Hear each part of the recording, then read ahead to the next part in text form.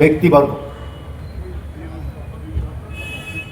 হঠাৎ সকলের মাঝে ছন্দপতন হয়ে গেল। আমাদের সামনে শর্মিষ্ঠাদি খুব সুন্দর ভজন শোনাচ্ছিলেন, গান শোনাচ্ছিলেন, আর তার মাঝখানে আমি কিছু বিষয় বলার জন্য এলাম।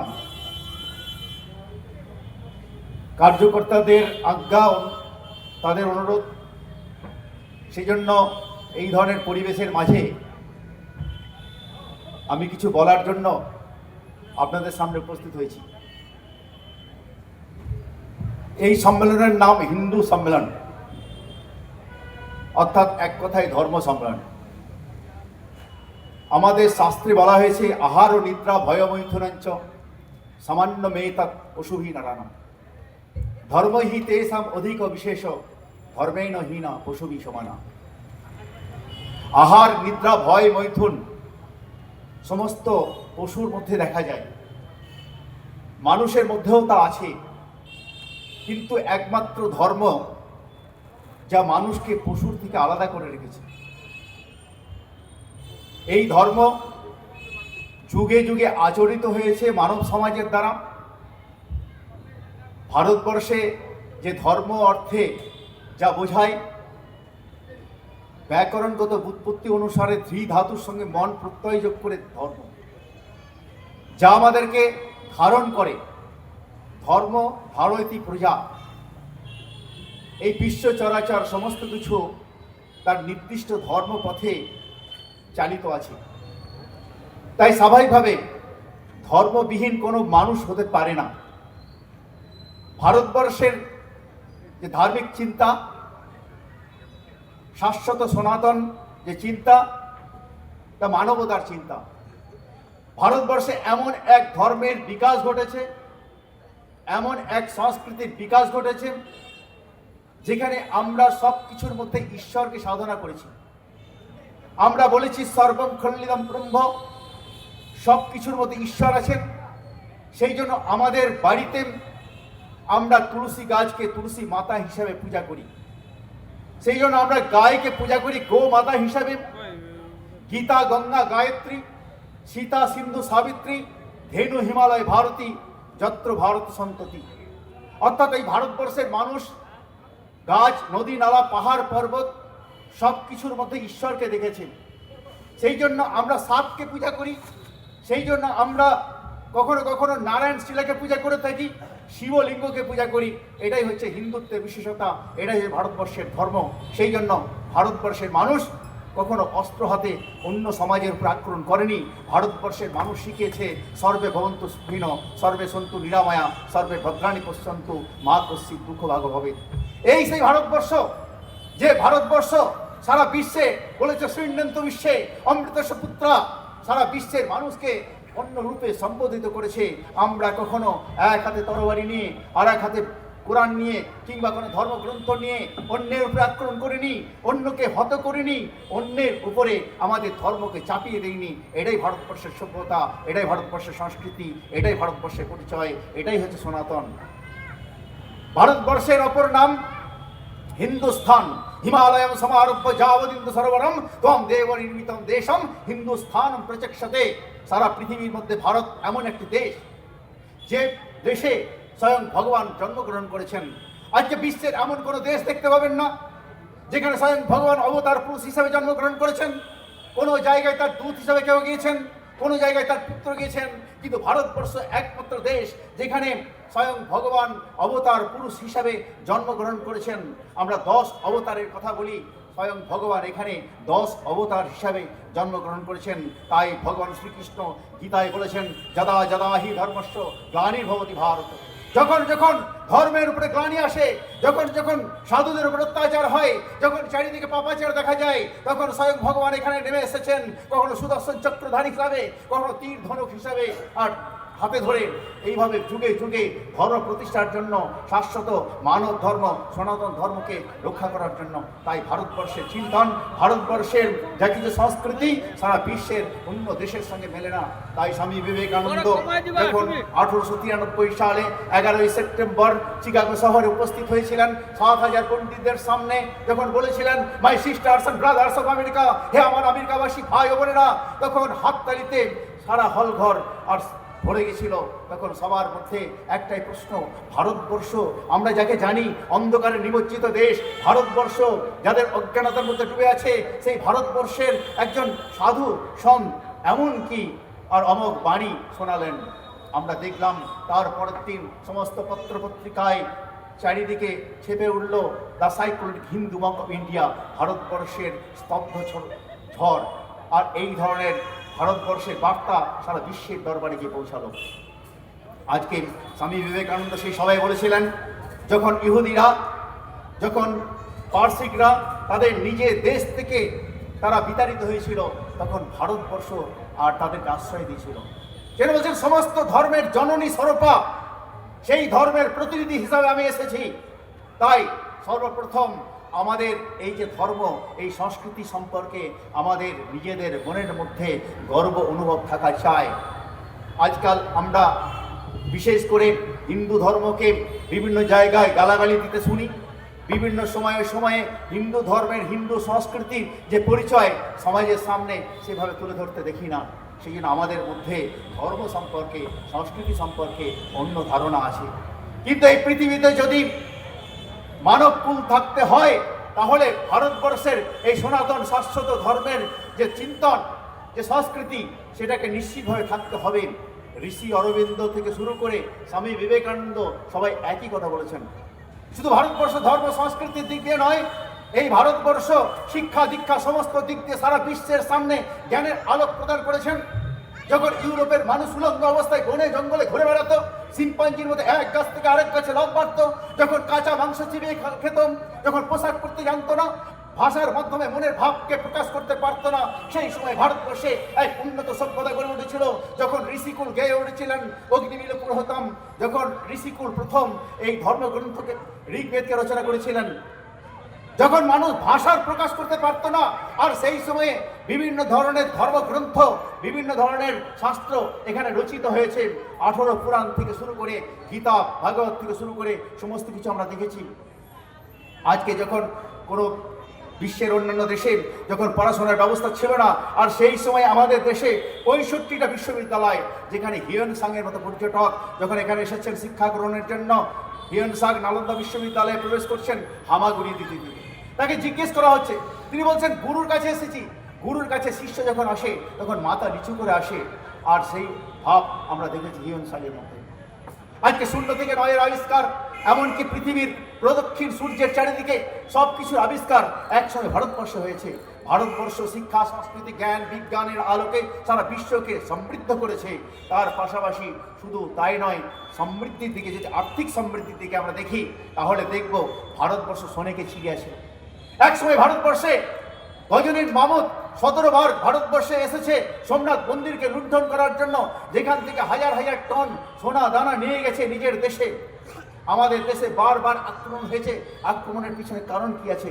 আক্রমণের পিছনে কারণ হচ্ছে মূলত আমাদের এখানকার সমৃদ্ধি, এখানকার ধন সম্পদ।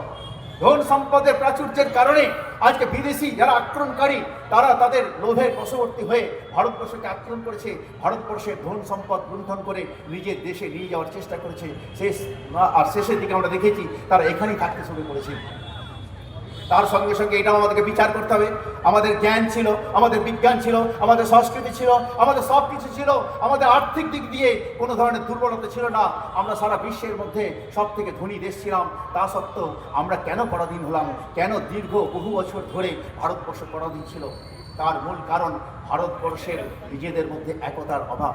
712 খ্রিস্টাব্দে যখন আমরা দেখেছি মোহাম্মদ বিন কাসিম সিন্ধু প্রদেশ আক্রমণ করেছেন, সিন্ধু প্রদেশের রাজা দাহির আশপাশে ধর্মপাল, আনন্দপাল অন্যান্য রাজাদের কাছে সাহায্যের হাত বাড়িয়েছেন, তোমরা আমাকে সাহায্য করো, কিন্তু কেউ সাহায্যের জন্য এগিয়ে আসেনি।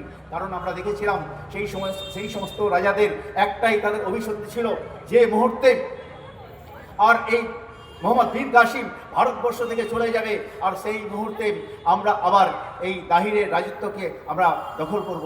আমরা একই রকমভাবে দেখেছি 1192 খ্রিস্টাব্দে যখন মোহাম্মদ ঘড়ি আর দিল্লি রাজা পৃথ্বীরাজ চৌহানের বিরুদ্ধে আক্রমণ করেছেন, তখন দিল্লির রাজা পৃথ্বীরাজ চৌহান তার শ্বশুরমশাই জয়চাঁদ তিনি মোহাম্মদ ঘড়িকে সাহায্য করার জন্য এগিয়ে এসেছেন।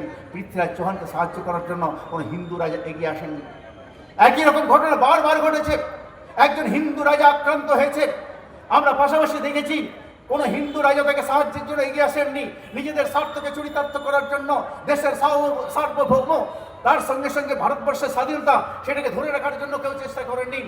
আমরা দেখেছি যখন রানা প্রতাপ ভারতবর্ষের স্বাধীনতার জন্য লড়াই করছেন, নিজের স্বরাজকে আবার পুনঃপ্রতিষ্ঠা করার জন্য চেষ্টা করছেন, যখন ঘাসের বীজের রুটি খেয়ে কোনো রকমের দিনাতিপাত করছেন, আর সেই সময়ে রানা প্রতাপকে ধরে নিয়ে যাওয়ার জন্য আকবরের সেনাপতি মানসিংহ এসেছেন।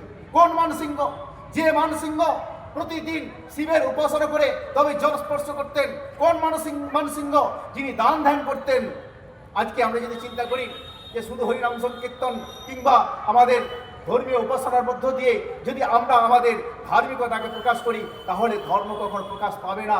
যতক্ষণ পর্যন্ত কোনো ব্যক্তির মধ্যে সামাজিক ধর্ম, যতক্ষণ কোনো ব্যক্তির মধ্যে রাষ্ট্রীয় ধর্ম না থাকবে, ততক্ষণ পর্যন্ত সেই ব্যক্তিকে ধার্মিক বলা যাবে না।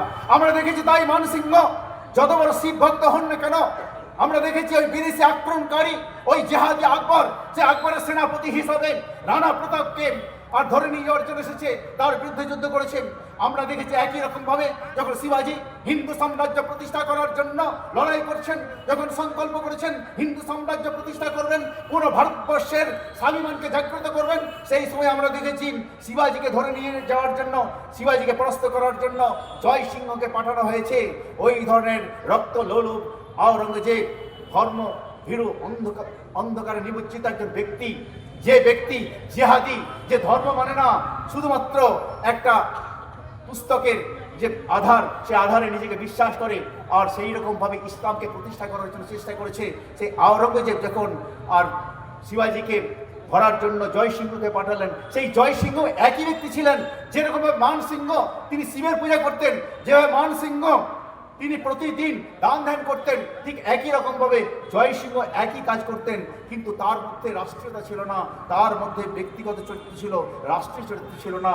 আর সেই জন্য আমরা দেখেছি জয় সিংহ ওই বিদেশি আক্রমণকারীর দাস হিসাবে আর সেনাপতি হিসাবে শিবাজিকে দমন করার জন্য এসেছে। বারে বারে আমাদের প্রাচীন কালে হোক, মধ্যযুগে হোক, যতই সমৃদ্ধি থাকুক না কেন, আমরা নিজেদের মধ্যে একতাকে ধরে রাখতে পারিনি। আমাদের মধ্যে ঐক্যের অভাব ঘটেছে। তাই আমরা দেখেছি বিদেশি আক্রমণকারীকে সাহায্য করার জন্য আমাদের দেশের কিছু রাজা, কিছু মানুষ তাদেরকে এগিয়ে গেছে।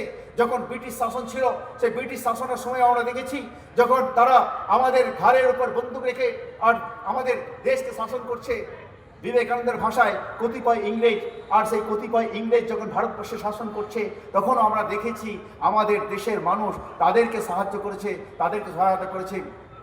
সেই জন্য যত ছোট দেশ হোক না কেন, আজকে জাপান আমাদের কাছে শিক্ষা দিয়েছে, আজকে ইসরায়েল আমাদের কাছে শিক্ষা দিয়েছে, আজকে এতগুলো মুসলিম রাষ্ট্রের বিরুদ্ধে লড়াই করে নিজেদের স্বাভিমানকে তারা জাগ্রত রেখেছে, নিজেদের স্বাধীনতাকে ধরে রেখেছে।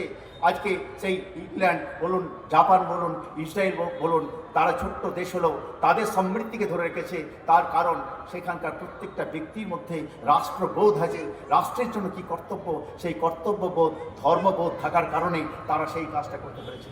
ভারতবর্ষের মানুষের সংখ্যা যতই কোটি কোটি হোক না কেন, ভারতবর্ষের মানুষের মধ্যে সেই ধরনের বোধ না থাকার জন্য, ভারতবর্ষের মানুষের মধ্যে সেই ধরনের নাগরিকত্ব বোধ না থাকার জন্য, ভারতবর্ষের মানুষের মধ্যে সেই ধরনের দেশাত্মবোধ না থাকার কারণে আজকে ভারতবর্ষ বারবার আক্রান্ত হয়েছে। আক্রমণকারী তাদের শক্তির কারণে আমরা পরাভূত হইনি, আমরা পরাভূত হয়েছি আমাদের অনৈক্যের কারণে।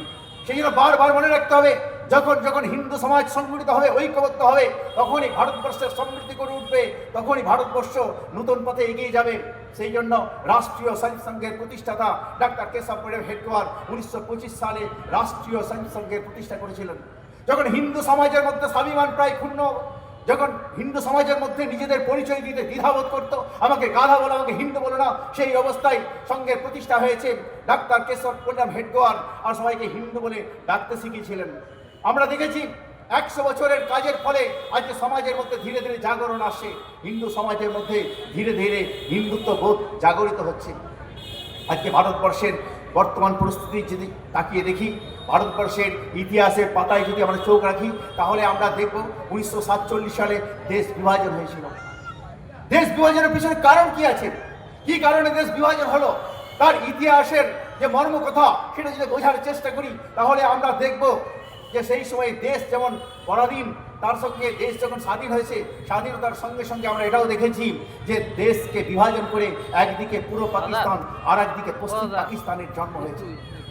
আজকে আমরা সম্প্রীতির কথা বলি, আজকে আমরা বলি একই বৃন্তে দুইটি কুসুম, হিন্দু মুসলমান, মুসলিম তার নয়নমণি, হিন্দু তাহার প্রাণ। আমরা দেখলাম সেই নয়নমণি আমাদের প্রাণকে বধ করার জন্য এগিয়ে এসেছে। তারা বলেছিল যে আমরা হিন্দু কাফের তাদের সঙ্গে একসঙ্গে থাকতে পারবো না, সেই জন্য আমাদের জন্য চাই পবিত্র স্থান পাকিস্তান, পাক অর্থাৎ পবিত্র, আর এই নাপাক ভূমি সেখানে আমরা থাকবো না। সেই জন্য তাদের দাবিকে মেনে নিয়ে সেই সময় ডিভাইড অ্যান্ড রুল আর এইরকম পদ্ধতিতে ব্রিটিশ সরকার ভারতবর্ষকে বিভাজন করলো। আমরা দেখলাম রাত্রের অন্ধকারে আমাদের তথাকথিত রাজনৈতিক নেতৃবৃন্দ তারা সেটাকে মেনে নিয়েছিলেন। যে মহাত্মা গান্ধী তিনি প্রতিশ্রুতি দিয়েছিলেন যে এই ভারতবর্ষকে বিভাজন করতে হলে আমার শরীরের উপর দিয়ে বিভাজন করতে হবে। আমরা দেখলাম রাত্রের অন্ধকারে ভারতবর্ষ বিভাজিত হলো, কিন্তু মহাত্মা গান্ধীর শরীর সেদিন বিভাজিত হয়নি। আমরা দেখেছিলাম দেশের প্রথম প্রধানমন্ত্রী জওহরলাল নেহেরু তিনি বলেছিলেন it is a fantastic nonsense, Bharatvarsha কখনো বিভাজিত হতে পারেনি, কিন্তু হতে পারে না। কিন্তু আমরা দেখলাম রাত্রের অন্ধকারে তিনি চুক্তিপত্রে সই করলেন, ভারতবর্ষ বিভাজিত হলো, একদিকে পাকিস্তান আরেকদিকে ভারতবর্ষ হিন্দুস্তান। তারপরেও কি দেখছি, তারপরেও দেখছি সে একই ঘটনা। 1947 সালের সেই ব্যথা বেদনা কষ্ট আমরা কি ভুলে যাব? শুধুমাত্র হিন্দু হওয়ার জন্য আজকে লক্ষ লক্ষ হিন্দু সেখান থেকে বিস্থাপিত। আমরা দেখেছি ছোট ছোট শিশু তারা কাঁদছে, ছোট ছোট মায়েদেরকে বোনেদেরকে ধর্ষণ করা হচ্ছে, পিতা পুত্র তারা তাদেরকে বাঁচাতে পারছে না। কেন বাঁচাতে পারছে না? কোনো রকমে সেখান থেকে পালিয়ে আসার, তারা কোনো রকমে এক বস্ত্রে এখানে পালিয়ে আসা এই ভারতবর্ষে, কারণ জানে হিন্দুদের একমাত্র অবস্থানের স্থান হচ্ছে ভারতবর্ষ। সেদিন আমরা দেখেছিলাম এই যে পলায়ন ঘটেছে, আর সেই পলায়নের পিছনে যেমন হিন্দু হওয়ার অপরাধ, হিন্দু হওয়ার কারণে তাদেরকে সেখান থেকে পালাতে হয়েছে। আজও আমরা দেখছি সে একই পরিস্থিতি। আজকে বাংলাদেশে যদি আমরা তাকিয়ে দেখি, সেখানে দীপু দাস তাকে নৃশংসভাবে হত্যা করা হলো।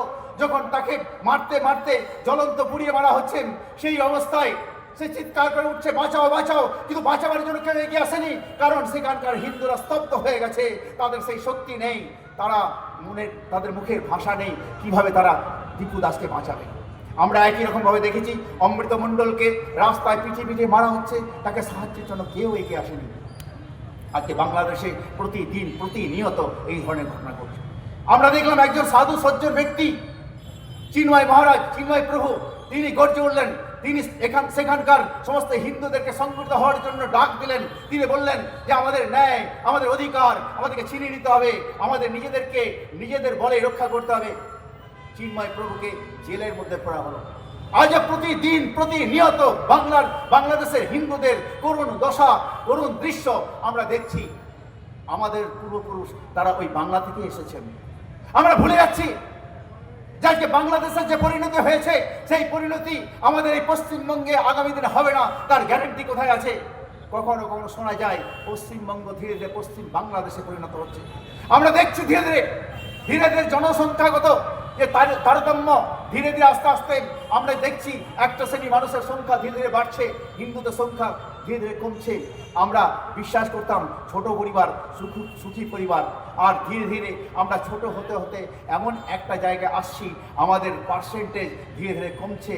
আর যারা আজকে 5 আর তার সঙ্গে 25 সন্তানের জন্ম দেয়, আর সেই সমাজ ধীরে ধীরে বাড়ছে। সেই জন্য বন্ধু, আজকে ভাবার সময় এসেছে শুধু বাংলাদেশ নয়, শুধু পাকিস্তান নয়, শুধু আফগানিস্তান নয়, যেখানে একসময় হিন্দু ছিল, যে আফগানিস্তান যার রাজধানী ছিল গান্ধার, যেখানে গান্ধারী জন্মস্থান, সেই গান্ধার আজকে কান্দাহার, আজকে সেখানে তালিবানিরা শাসন করছে। যে মরুদ্দিত হিংলাজ, সেই পাকিস্তান আজকে ভারতবর্ষের বাইরে একটা মুসলিম রাষ্ট্র। আজকে মরুদ্দিত হিংলাজের আমাদের এখান থেকে তীর্থযাত্রা করতে যাওয়া সম্ভব নয়। আজকে 1930 সালে 26শে জানুয়ারি যে তাপ্তি নদীর তীরে যেদিন ভারতবর্ষের পূর্ণ স্বরাজ্যের ডাক উঠেছিল, সেই তাপ্তি নদী ভারতবর্ষের মধ্যে নেই। সেই লাহোর আজকে ভারতবর্ষের মধ্যে নেই। যে চট্টগ্রামে একসময় মাস্টারদা সূর্য সেন গর্জে উঠেছিলেন, মাস্টারদা সূর্য সেন বলেছিলেন যে ভারতবর্ষের স্বাধীনতার জন্য নিজের জীবন দিতে হয় দেব। আমরা দেখেছিলাম প্রীতিলতা ওয়াদ্দেদার থেকে শুরু করে গণেশ ঘোষ আর সেই সময়কার যে সমস্ত বিপ্লবী, তারা নিজেদের জীবনের সমস্ত কিছুকে সমর্পণ করেছিলেন এই রাষ্ট্র সাধনার জন্য, দেশকে স্বাধীন করার জন্য। আমরা সেদিন দেখেছিলাম বন্দে মাতরম বলতে বলতে নিজের জীবনকে সমর্পণ করেছেন। আজকে সেই চট্টগ্রাম ভারতবর্ষের মধ্যে নেই। আজকে আমরা দেখেছি ঢাকেশ্বরী মন্দির, সেই ঢাকেশ্বরী মন্দিরও ভারতবর্ষের বাইরে, সেখানে কাঁসর ঘণ্টা, শঙ্করধ্বনি, উলুধ্বনি সেখানে বাজানো যায় না। আজকে বাংলাদেশে প্রতিনিয়ত যে ঘটনা ঘটেছে, আমরা ভাবছি আমরা পশ্চিমবঙ্গে বেশ ভালো আছি, কিন্তু পশ্চিমবঙ্গের চারিদিকে কান পেতে দেখুন, চারিদিকে যে সমস্ত ঘটনা প্রবাহ ঘটে চলেছে, যে ইতিহাস আবার নতুন করে রচনা হচ্ছে, সেদিকে একবার খেয়াল রাখুন। আজকে আমাদের বাড়ির পাশে মোথাবাড়ি, এই মালদহ জেলার একটা প্রত্যন্ত জায়গা, যে মোথাবাড়িতে গত দুর্গা পূজার সময়ে আমরা দেখলাম সেখানে কিছু হিন্দু যুবক তারা সেখানে দুর্গা পূজা করতে চায়। সেখানকার সংখ্যাগুরু মুসলিমরা এসে বলল এখানে মুসলিমরা সংখ্যায় বেশি, এখানে দুর্গা পূজা, কাঁসর ঘণ্টা, হরি নাম সংকীর্তন চলবে না। আমরা দেখলাম কিছু যুবক তারা রুখে দাঁড়ালো, তারা বললো যে আমরা এখানে দুর্গা পূজা করব। তারপরে দেখলাম সেই মূর্তি সেখানে ভাঙা হলো। আমরা ভাবছি প্রশাসন আমাদেরকে বাঁচাবে। প্রশাসন তো দাঁড়িয়ে দাঁড়িয়ে দেখেছে প্রতিমা ভাঙা হয়েছে, যারা অপরাধী তাদেরকে ধরা হয়নি, যারা প্রতিবাদ করতে গিয়েছিল সেই সমস্ত যুবকদেরকে জেলের মধ্যে দীর্ঘদিন রাখা হয়েছিল। তাদের অপরাধ তারা হিন্দু, তাদের অপরাধ তারা দুর্গা পূজা করতে চায়, তাদের অপরাধ তারা সনাতনী, তাদের অপরাধ তাদের ধর্মের প্রকাশ আর তাদের আচরণের মধ্য দিয়ে করতে চায়। আজকে শুধু মোথাবাড়ি নয়, ধুলিয়ানের ঘটনা আপনারা জানেন। হরেন্দ্রনাথ দাস এবং চন্দন দাস, দুজন বাবা এবং ছেলে, তারা 2 ঘন্টা ধরে লড়াই করেছেন। জিহাদিরা ওখানকার স্থানীয় এমএলএ, তার ভাই, আর যখন হাজার হাজার সংখ্যায় মুসলিমদেরকে নিয়ে ওই বাড়ি আক্রমণ করেছেন, ওই পাড়া আক্রমণ করেছেন, হরেন্দ্রনাথ দাস আর তার ছেলে চন্দন দাস 2 ঘন্টা ধরে লড়াই করেছেন। যখন তারা সেখানে মারা গেল, বিএসএফ এসেছে, স্থানীয় সাংবাদিকরা গিয়েছেন, তখন সাংবাদিকদের সামনে ওখানকার স্থানীয় হিন্দুরা বলছেন যদি বিএসএফ না আসতো তাহলে আমরা সবাই শেষ হয়ে যেতাম। আজকে চিন্তা করুন কোন পশ্চিমবঙ্গে আমরা বাস করছি। আজকে শুধু ধুলিয়ান নয়, বেলডাঙ্গার ঘটনা আপনারা জানেন, যে বাবরি ধাঁচাকে ধ্বংস করে রাম মন্দিরের প্রতিষ্ঠা হয়েছে, দীর্ঘ 500 বছরের কলঙ্ক চিহ্ন দূরীভূত হয়েছে।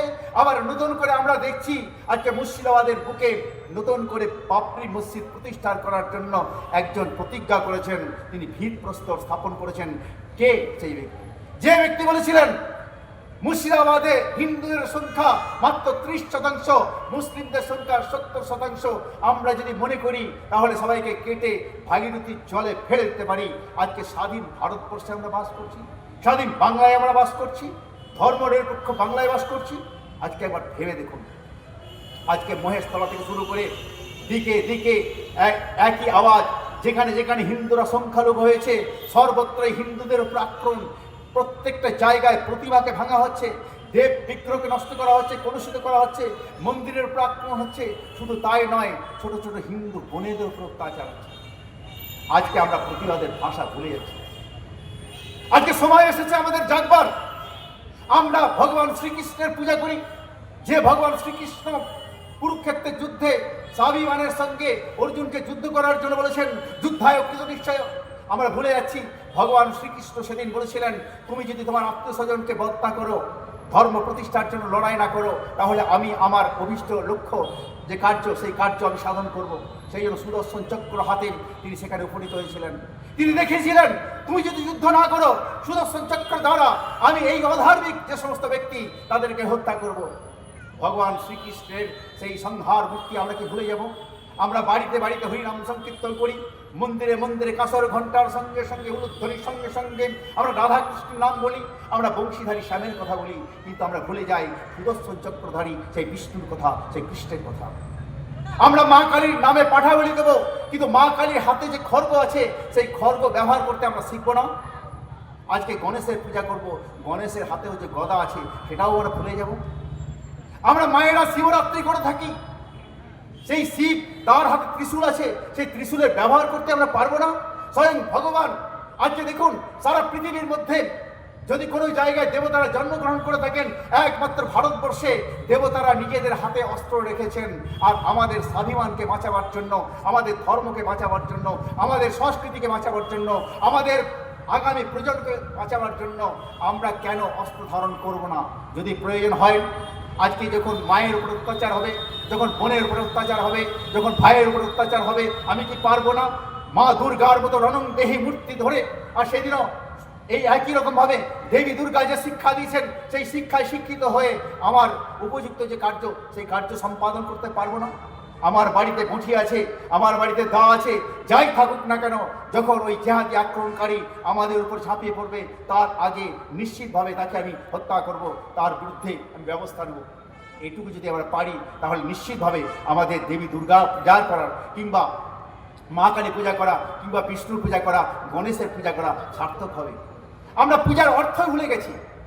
আমাদের শাস্ত্রে বলা আছে না, অগ্রত চতুর বেদা পৃষ্ঠত শ্বশুর ধনু ইদম শাস্ত্রম ইদম শাস্ত্রম সাপাদপি সারাদপি। আমার সামনে বেদ অর্থাৎ জ্ঞানের ভাণ্ডার আছে, যা আমাদের মুনি ঋষিরা দিয়েছেন। শাশ্বত শাস্ত্র আছেন, আর তার সঙ্গে সঙ্গে ধনুর্বাণ স্বয়ং ভগবান যেটা দেখিয়েছেন রামচন্দ্র। আজকে সেই ধনুর্বাণ অর্থাৎ অস্ত্র, যদি শাস্ত্রের দিক দিয়ে প্রয়োজন হয়, তাহলে আমি তোমাকে পরাজিত করবো শাস্ত্রের দ্বারা। যদি অস্ত্রের দিয়ে প্রয়োজন হয়, যদি শক্তির মাধ্যমে প্রয়োজন হয়, তাহলে নিশ্চিতভাবে আমি আমার ধনুকের দ্বারা, আমার শক্তির দ্বারা তোমাকে পরাভূত করব। সেই জন্য ভারতবর্ষে আজকে প্রয়োজন আছে ভক্তির সঙ্গে শক্তি। শুধু ভগবান শ্রীকৃষ্ণের বংশীধারী রূপ স্মরণ করলে হবে না, পূজন করলে হবে না, তার সঙ্গে সঙ্গে ভগবান শ্রীকৃষ্ণের সুদর্শন চক্রধারী রূপ আমাদের বাড়িতে বাড়িতে পূজা করতে হবে। মায়ের সম্ভ্রম, বোনের সম্ভ্রম, ভাইয়ের স্বাভিমান সব কিছুকে জাগ্রত রাখতে গেলে, ধরে রাখতে গেলে আমাদেরকে লড়াই করতে হবে, আমাদের নিজেদের আত্মরক্ষার জন্য, আমাদের এই ধর্মকে প্রতিষ্ঠিত করার জন্য। যদি আমরা সেটা করতে পারি, তাহলে নিশ্চিতভাবে আমরা আমাদের ধর্মের পরিচয় আমরা নিশ্চিতভাবে দিতে পারব। মহাপ্রভু শ্রী চৈতন্য তিনিও তো একই শিক্ষা দিয়েছিলেন, যে মহাপ্রভু শ্রী চৈতন্যের কথা বলতে বলতে আমরা কেঁদে ভাসিয়ে দিই। অনেক সময় আমাদের প্রতিযোগিতা হয়, কতটা আমরা কাঁদলাম তার প্রতিযোগিতা, কতটা চোখ দিয়ে জল পড়লো। কিন্তু মহাপ্রভু শ্রী চৈতন্য কি করেছিলেন? যেদিন কাজী বিধান দিলেন হরিনাম সংকীর্তন করা যাবে না, খোল করতাল ভেঙে দেওয়ার নির্দেশ দিলেন, সেদিন মহাপ্রভু শ্রী চৈতন্য চুরি পরে হাত গুটিয়ে বসেছিলেন না। সেদিন কি করলেন? সমস্ত ভক্ত বৃন্দ যারা নবদ্বীপবাসী, তাদেরকে আহ্বান করলেন, এসো আজকে আমরা তার প্রতিকার করব। কিভাবে প্রতিকার? খোল করতাল নিয়ে নয়, হরিনাম সংকীর্তন করতে করতে নয়। সেদিন আহ্বান করলেন, যার বাড়িতে যা আছে অস্ত্র শস্ত্র নিয়ে আজকে কাজীর বাড়ি আমরা আক্রমণ করব, কাজীকে দমন করব। আমরা সেই দিন দেখেছিলাম রণং দেহি মূর্তি ভগবান শ্রী চৈতন্য আমাদের সামনে উপস্থাপন করেছিলেন। সেদিন কাজী ভয় পেয়ে গেছিল, যে কাজী বিধান দিয়েছিল হরিনাম সংকীর্তন করা চলবে না। আমরা দেখলাম সেদিন সেই কাজীর বিধান তিনি তুলে নিলেন। তিনি বললেন, আজ থেকে নবদ্বীপে হরিনাম সংকীর্তনের কোনো বাধা থাকবে না। আমরা মহাপ্রভুর নামে কেঁদে ভাসিয়ে দেবো, মহাপ্রভুর সেই শিক্ষাকে গ্রহণ করবো না। আমরা মহাপ্রভু শ্রী চৈতন্যের সেই শিক্ষাকে গ্রহণ করবো না। যখন মহাপ্রভু নিত্যানন্দ মহাপ্রভু তিনি জগাই মাদাকে বলছেন, কমপক্ষে একবার তোমরা হরিনাম বলো, একবার হরিনাম বলো।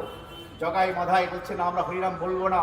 বারবার কাকুতি মিনতি, একবার হরিনাম বলো, একবার হরিনাম বলো। যখন মাধায় রেগে গেছে আর কলসির কানা দিয়ে আঘাত করেছে, হিন ধরে রক্ত পড়ছে নিতাইয়ের মাথা থেকে, আর সেই সময় মহাপ্রভু শ্রী চৈতন্যের কাছে খবর গেল। মহাপ্রভু শ্রী চৈতন্য ছুটে এলেন একই রকম ভাবে সংহার মূর্তি ধারণ করে। তিনি বললেন, সুদর্শন চক্র, সুদর্শন চক্র আহ্বান করলেন। সেদিন মহাপ্রভু শ্রী চৈতন্যের সেই রণং দেহি মূর্তি ধর্ম রক্ষার জন্য, সংস্কৃতি রক্ষার জন্য, স্বাভিমান রক্ষা করার জন্য আমরা কি ভুলে যাব?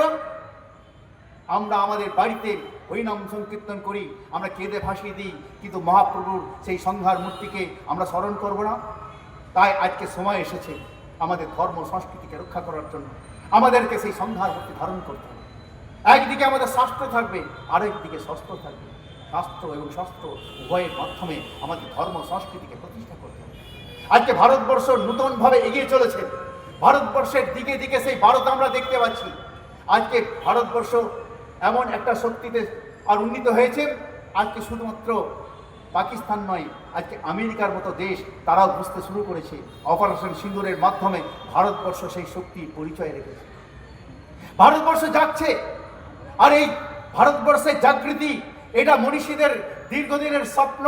তারা ভবিষ্যৎবাণী করেছিলেন, যেমন স্বামী বিবেকানন্দ বলেছিলেন, যারা অন্ধ তারা দেখতে পাচ্ছে না, যারা মুখ তারা বলতে পারছে না, যারা বধির তারা শুনতে পাচ্ছে না, আমি দিব্য দৃষ্টিতে দেখছি ভারত মাতা পূর্ব অপেক্ষা অধিক শক্তি লইয়া রানীর সিংহাসনে আসীন হচ্ছেন। আজকে সেই দিন আগত। ধীরে ধীরে আর্থিক শক্তিতে বলুন, তার সঙ্গে অস্ত্রের শক্তিতে বলুন, সমস্ত দিক দিয়ে ভারতবর্ষ এগিয়ে যাচ্ছে। ভারতবর্ষের নূতন অভ্যুদয় আমরা দেখতে পাচ্ছি। ভারতবর্ষ সারা বিশ্বে